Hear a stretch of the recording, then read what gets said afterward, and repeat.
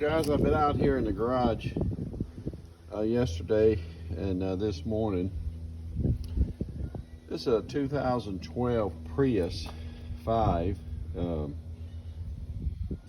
and I've been doing some general service. The car's got 112,000 miles on it, and been a good car. You maintain it. These things will run for a long time. Anyway, I'm trying to clean up a little bit the engine, but one thing I did do is I went down underneath and removed that panel on the front end here. I actually brought it up on two of these ramps here. Got it up on the ramps so I could get up under there and remove that panel. Of course, that's been removed over the years, and you know how that works. Them little push pins had been lost, and so somebody had taken some of these zip ties and tied it. So anyway, after I got that removed, there's several videos. There's a 10 millimeter bolt down there that'll drain this inverter, which I drained that inverter out. And then right there on the front end of the radiator is just a twist valve that actually will drain the coolant. So I drained that coolant and the inverter, and got all that old out. Once I did that, of course, I put the 10 millimeter back in and went ahead and closed off that radiator valve and refilled these. Now, the full line on this is up here, but as you start refilling it, of course, will suck it in. The engine was off, but I refilled that a couple of times actually, and it sucked it back in. And then the same on this inverter. I actually overfilled the inverter because when you put this car in maintenance mode, which basically just means you're going to set the engine to run without any of the hybrid technology, the first thing it's going to do is suck this inverter fluid in. So, and there's procedures outlined on the internet about how to put this in maintenance mode, but anyway, so I overfilled this, and sure enough, when I put it in maintenance mode, that's the first thing it sucked in. I almost emptied it. So be on standby and ready to add some more of that. This here, it pretty much sucked most of it in while it was cold.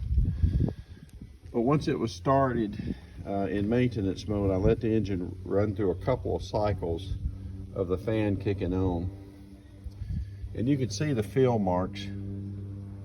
I made sure I'm at fill level on both. Did take the car out and run it a little bit, heat it up. In the end, I did also run that heater on full blast, but now that was outside maintenance mode, so you don't want to run this car in maintenance mode. You just want it to put it in maintenance mode just long enough to get these fill levels. Then turn your car back off, restart, run around the block, and check it. Now, while I was here, I also replenished this brake fluid, sucked all this out. Now, a proper process would be to bleed the brakes entirely, but I put new brake pads on this car. So I went ahead and sucked all this out. This is DOT3 fluid. Make sure you use the correct fluid on these. And so I sucked all this out, and I put fresh brake fluid. Of course, the oil change. Check this filter, breather filter here. Just clip these off, take these clips off, and raise this up and check your filter. It's in good shape.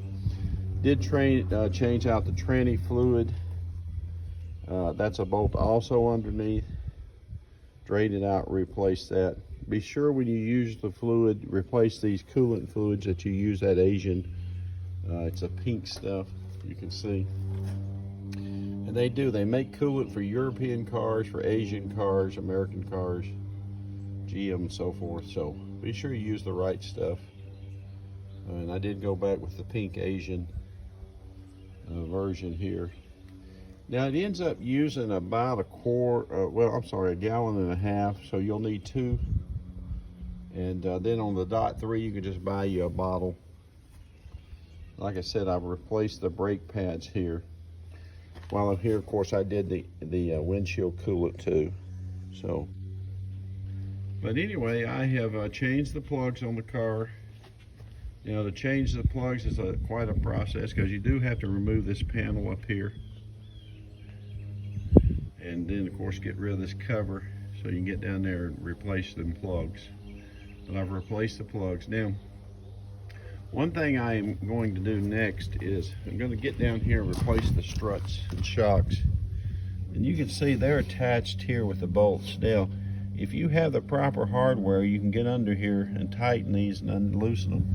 If not, you're going to have to take this panel off again, which is not a terrible process. You're basically going to have to remove these windshield wipers here and get that out of the way. It makes it for easy access, so I'll probably do that.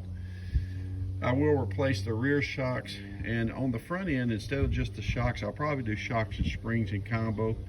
And my recommendation is don't skimp on this and buy some generic. Either buy OEM or buy something like Monroe shocks and struts combo. It's just easier while you're there to go ahead and replace that whole assembly, the spring and the shock. I know some people just want to press and put a new shock in there, but I would go ahead and do the entire front end change out, and that's what I'm going to do. This car, like I said, has 112,000 miles on it. In terms of maintenance, I have had to replace the engine battery, and I've done that also. My old battery sitting over here, right there. I put a new engine battery in it. I've kept the plugs changed. Certainly changed the tranny fluid as I described. Changed the spark plugs now twice. Flushed the radiator now with coolant, new coolant in there. As you can see, regular oil changes. Keep the engine somewhat clean. Otherwise, it's been a really good car. Did change the brake pads, so. Anyway, it's a 2012 hybrid Prius. I'll get back and give you a bigger view. And they're good little cars. I need to get it good and washed down and clean these headlights off. But like I say, if you maintain them, they'll probably outlive you. So, alrighty, hopefully this is helpful and all. This is just general overview of my services on a hybrid Synergy drive, as you see, 2012 Prius 5.